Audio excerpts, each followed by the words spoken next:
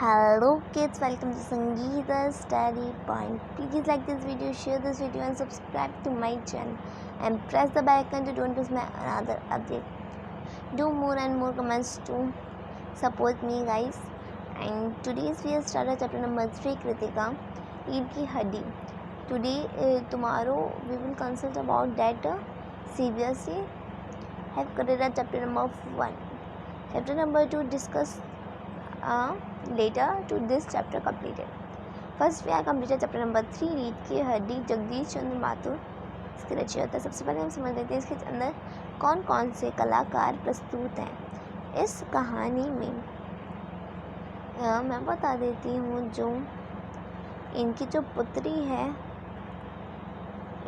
पुत्री है उमा, उसके पिताजी का नाम है राम स्वरूप जी, उनके नौकर का नाम है रतन जी और उमा की माताजी का नाम है प्रेमा जी और उमा के जो होने वाले ससुर हैं उनका नाम है गोपाल गोस्वामी. जो आपको दिखेगा दिखा देती हूँ आपको भी क्लियर हो जाए, वो शॉर्ट फॉर्म में लिखा रहेगा. उसका नाम है गोपाल प्रसाद स्वामी जी, गोपाल प्रसाद जी. ठीक है. उनके जो होने वाले पति जी का नाम है शंकर जी. चलिए पूरी कहानी को समझते हैं अच्छे से. मामूली तरह से सजा हुआ एक कमरा. अंदर के दरवाजे से आते हुए जिन महाशय की पीठ नजर आ रही है वे अधेड़ उम्र के मालूम होते हैं. एक तख्त को पकड़े हुए पीछे की ओर चलते कमरे में आते हैं. तख्त की दूसरा सिरा उसके नौकर ने पकड़ रखा है. बाबूजी अबे धीरे धीरे चल, अब तख्त को उधर मोड़, उधर बस बस बस बस. नौकर बिछा दूँ साहब. बाबू ज़रा तेज आवाज़ में. और क्या करेगा, परमात्मा के यहाँ कल बट रही थी तो तू देर से पहुँचा था क्या. बिछा दूँ साहब. और ये पसीना किस लिए बहाया है. नौकर ही तक से बिछाता हुआ. बाबू हंसता क्यों है बे. अबे हमने भी जवानी में कसरतें की है. कल सो से नहाता था लोटों की तरह. ये तख्त क्या चीज़ है, उसे सीधा कर यूँ. हाँ बस बस बस. और सुन, बहूजी से दरी मांग ला इसके ऊपर बिछाने के लिए. बच्चों अगर आपको PDF चाहिए इस NCERT बुक के तो download studies today, download from https://www.studiestoday.com. बिछाने के लिए चद्दर भी कल जो धोबी के यहाँ से आई है. कहने का मतलब ये है कि जो धोबी से जो चद्दर आई है वो लिया. नौकर जाता है. बाबू साहब इस बीच में मेज़ पोछ ठीक करते हैं. एक झाड़न से गुलदस्ते को साफ़ करते हैं. कुर्सियों पर 2-4 हाथ लगाते हैं. सहसा घर की मालकिन प्रेमा आती है. गंदुमी रंग छोटा कर चेहरा और आवाज़ से जाहिर होता है किसी काम में बहुत व्यस्त हैं. उनके पीछे पीछे बिगी बिल्ली की तरह नौकर आ रहा है खाली हाथ. बाबू साहब राम स्वरूप दोनों तरफ देखने लगते हैं. प्रेमा मैं कहती हूँ तुम्हें इस वक्त धोती की क्या ज़रूरत पड़ गई, एक तो वैसे ही जल्दी जल्दी में. राम स्वरूप धोती. प्रेमा हाँ अभी तो बदल के आए हो और फिर ना जाने किस लिए. राम स्वरूप लेकिन तुमसे धोती मांगी किसने. प्रेमा यही तो कह रही था रतन. राम स्वरूप क्यों बे रतन, तेरे कानों में डांट लगी है क्या. मैंने कहा था धोबी के यहाँ से जो चद्दर आई है उसे मांग ला. अब तेरे लिए दूसरा दिमाग कहाँ से लाऊं उल्लू कहीं का.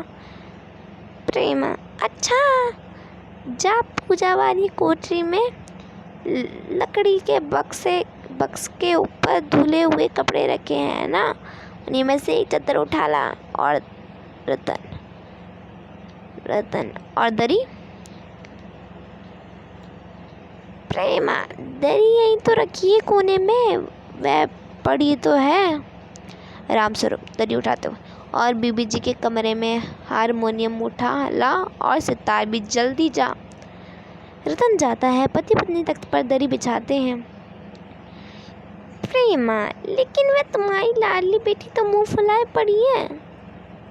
राम स्वरूप मुंह फुलाए और तुम उसकी माँ किसी मर्ज की दवा हो जैसे तैसे करके तो वह लोग पकड़ने आए हैं। अब तुम्हारी बेवकूफ़ी से सारी मेहनत बेकार जाए, तुम मुझे दोष मत देना।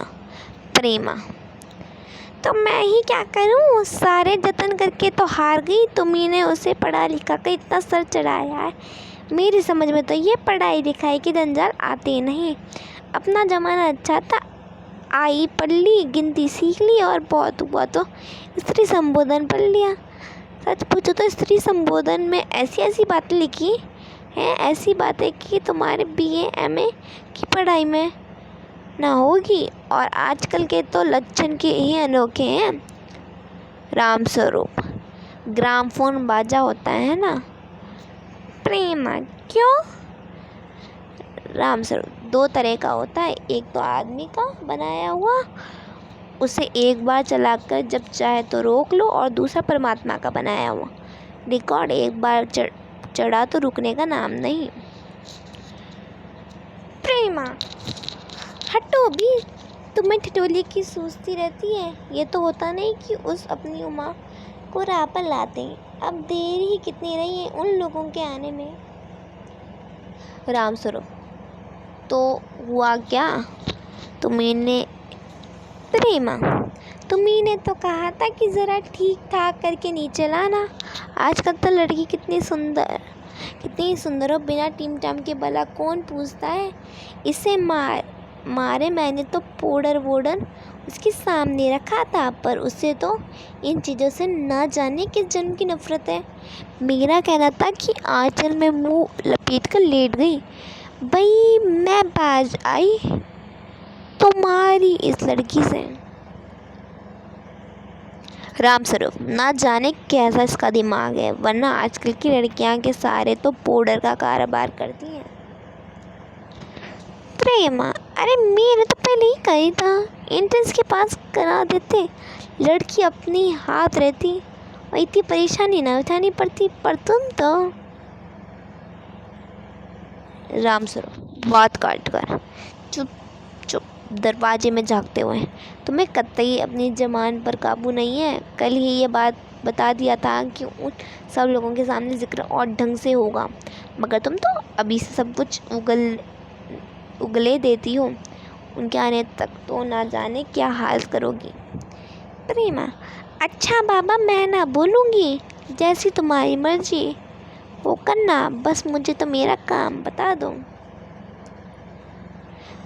राम स्वरूप, तो उमा को जैसे हो तैयार कर लो ना। सही पाउडर वैसे कौन बुरी है, पान लेकर बेच देना उसे।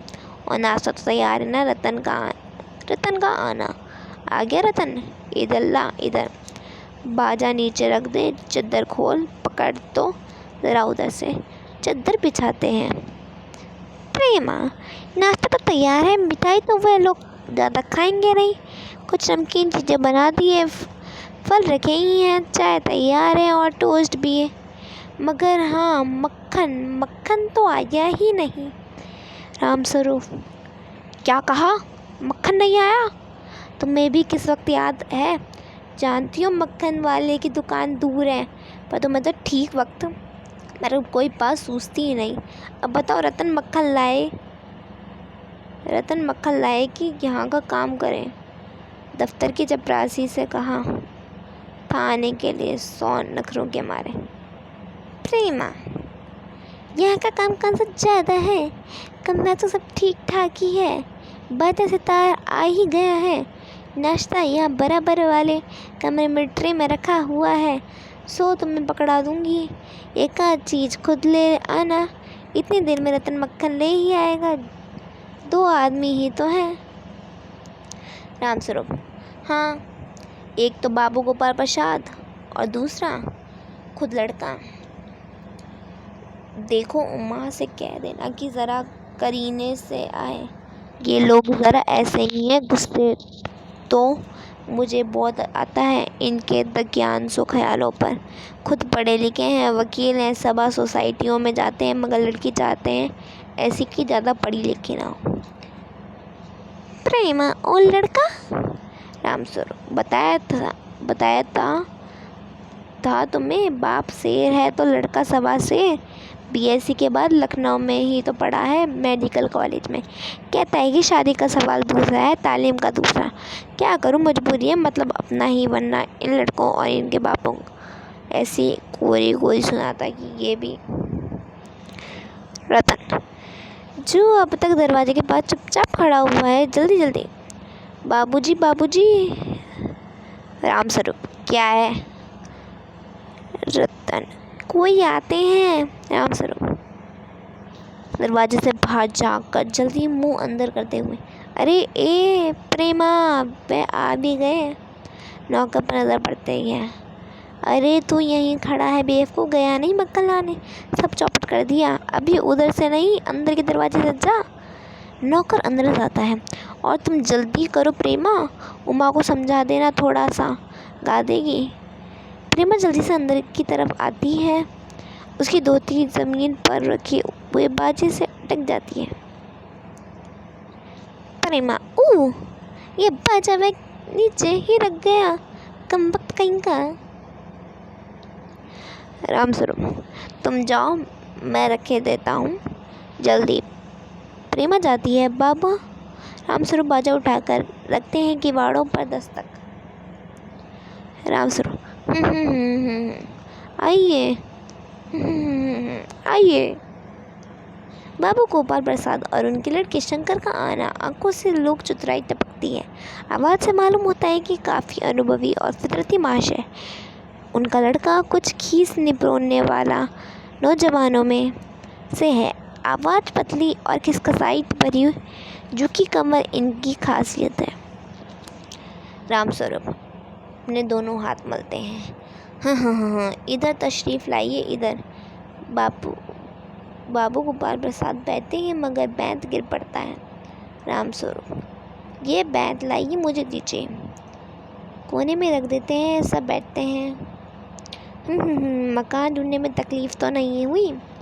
बस खंकार कर, नहीं, तांगे वाला जानना था, और फिर हमें तो यहीं आना ही था, रास्ता मिला कैसे नहीं।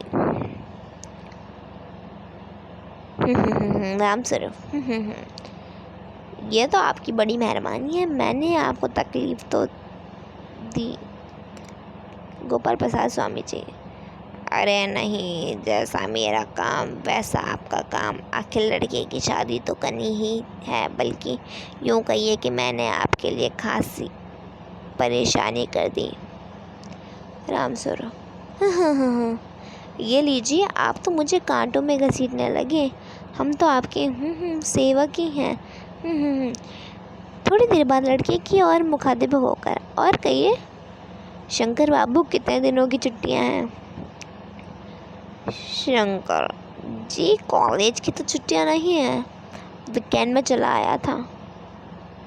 रामस्वरूप, आपकी कोर्स ख़त्म होने में तो अब साल भर रहा होगा।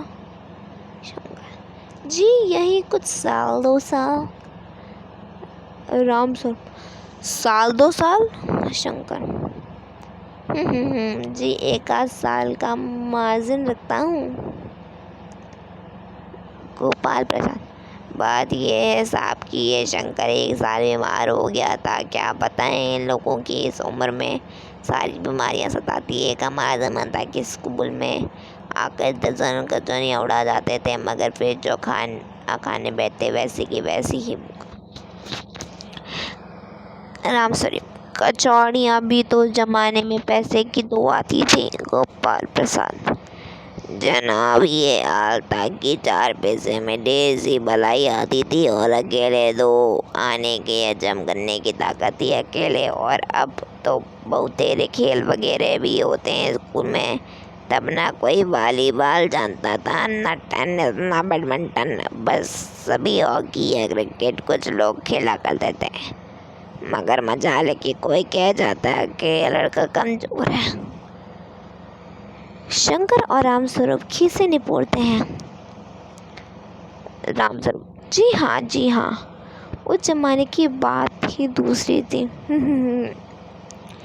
गोपाल प्रसाद जी, जोशीले आवाज में और पढ़ाई के ये हाल था कि एक बार कुर्सी पर बैठे कि 12 घंटों की सिटिंग हो गई। 12 घंटे जनाब, मैं सच कहता हूँ कि उस जमाने का मैट्रिक भी अंग्रेजी लिखता था फराटे की कि आजकल के एमए भी मुकाबल ना ही कर सकते।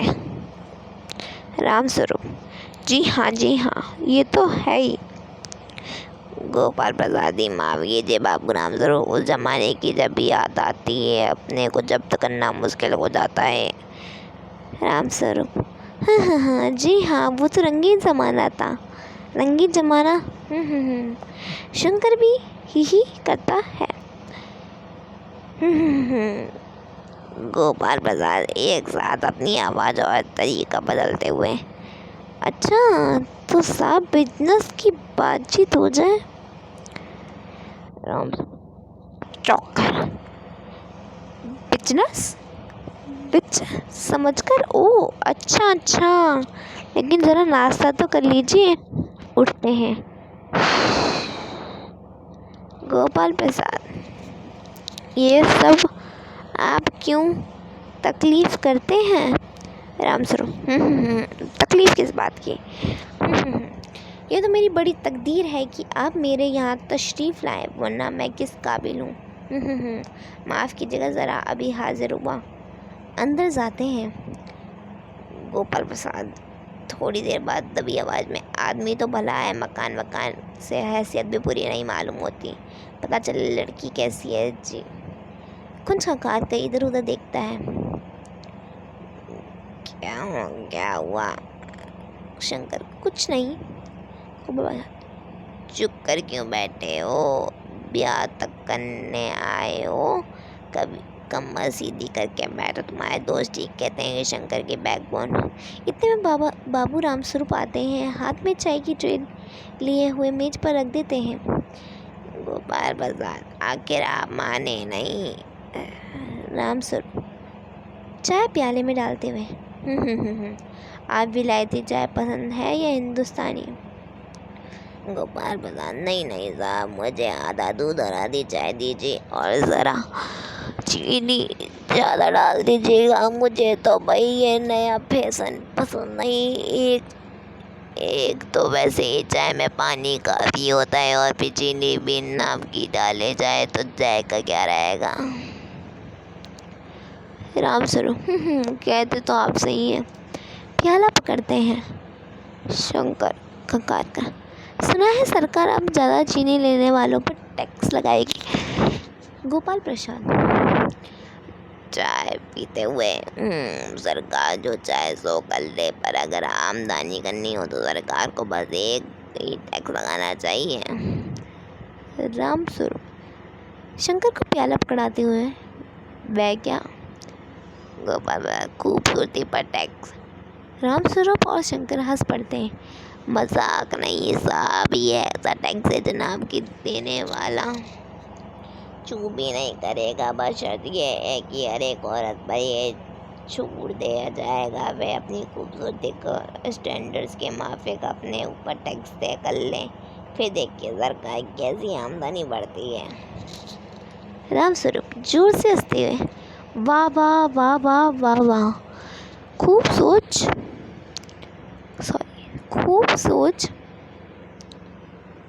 एक मिनट बच्चों, खूब सोच आपने। वाकई आजकल ये खूबसूरती का सवाल भी बेडब हो गया है। हम लोगों के ज़माने में तो ये कभी उठता भी ना था। तश्तरी गोपाल प्रसाद की तरफ बढ़ाते हैं। लीजिए। गोपाल प्रसाद समोसा उठाते हुए, कभी नहीं साहब, कभी नहीं।